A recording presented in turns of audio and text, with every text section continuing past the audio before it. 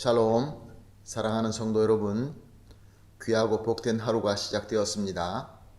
오늘도 우리 하나님께서는 우리를 불러주시고 우리를 통하여 예배를 받아주시고 또 우리에게 은혜로 충만하게 채워주실 줄로 믿습니다. 다 같이 기도하면서 새벽 예배 시작하도록 하겠습니다. 다 같이 기도하겠습니다. 사랑과 은혜가 풍성하신 하나님 아버지 감사합니다. 지난 밤도 우리 주님께서 함께하여 주셔서 편하게 쉬시게 하시고 오늘 아침도 주님께서 깨워주셔서 하나님 앞에 엎드려 예배드릴 수 있게 하여 주시니 감사합니다. 하나님, 우리에게는 하나님의 은혜와 하나님의 능력이 꼭 필요합니다.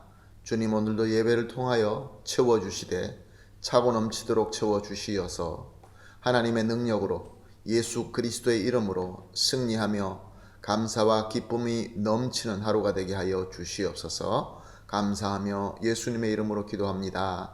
아멘. 할렐루야. 우리 다 같이 찬송하시겠습니다. 오늘 우리가 함께 하실 찬송가는 430장 주와 같이 길 가는 것 즐거운 일 아닌가, 기쁨으로 430장 찬송하시겠습니다.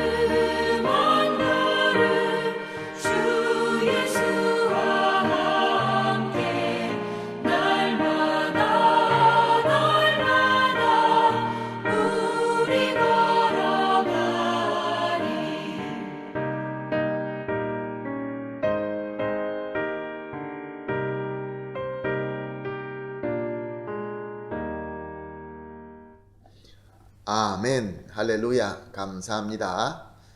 이제 우리 다 함께 하나님 말씀 보시겠습니다. 오늘 함께 볼 말씀은 이사야서 54장 9절 10절 2절 말씀입니다. 이사야서 54장 9절 10절 말씀 함께 보시겠습니다. 이는 내게 노아의 홍수와 같도다. 내가 다시는 노아의 홍수로 땅 위에 범람하지 못하게 하리라 맹세한 것 같이 내가 내게 노하지 아니하며 너를 책망하지 아니하기로 맹세하였노니 산들을 떠나며 언덕들이 옮겨질지라도 나의 자비는 내게서 떠나지 아니하며 나의 화평의 언약은 흔들리지 아니하리라. 너를 긍휼히 여기시는 여호와께서 말씀하셨느니라. 아멘. 하나님께서 하나님의 백성에게 진로를 나타내시고 책망하시는 이유는 그 다른 것보다 하나님의 백성이 죄를 깨닫고 회개하고 주님께로 돌아오게 하는 것입니다. 그것은 노아 홍수 때도 그랬고 이스라엘이 바벨론의 포로가 되었을 때도 마찬가지였습니다. 차이라고 한다면 전자는 심판의 범위가 전 인류였고 후자는 이스라엘 백성에게 범한 그러한 범위인 하나님의 심판이었던 것입니다. 근데 우리에게 중요한 것은 심판의 범위가 얼마나 큰지 작은지가 아니고 하나님께서는 항상 꼭 회복을 이루신다라는 부분입니다. 오늘 우리가 본 본문 말씀에도 이스라엘을 진노 아래 있는 상태에서 다시 회복시켜 주신다라고 말씀하고 있습니다. 그리고 우리가 함께 볼 10절 말씀입니다. 나의 자비는 내게서 떠나지 아니하며 나의 화평의 언약은 흔들리지 아니하리라. 하나님의 자비는 이스라엘을 다시 떠나가지 않고 화평의 언약도 흔들리지 않을 것이다. 그런 말씀입니다. 그런데 우리가 잘 알고 있는 것처럼 역사적으로 이스라엘은 바벨론에서 자유를 얻고 난 이후에 AD 70년에 로마라는 더 큰 강한 제국으로 말미암아 더 심한 파멸을 당하게 됩니다. 완전히 파멸될 뿐만 아니라 백성들이 만방으로 쫓겨나가 디아스포라의 시대를 맞이하게 됩니다. 오늘 하나님의 말씀은 하나님의 자비가 떠나지 않고 화평의 언약이 흔들리지 않는다라고 하셨는데 도대체 무슨 일이 있었던 것일까요? 오늘 본문의 이 하나님의 자비가 떠나지 않고 화평의 언약이 흔들리지 않는다는 말씀은 무엇을 의미하는 것일까요? 우리는 이런 말씀을 볼 때마다 마치 하나님의 백성은 더 이상 어려움을 당하지 않을 것이다, 이렇게 해석하고자 하는 경향이 있는 것 같습니다.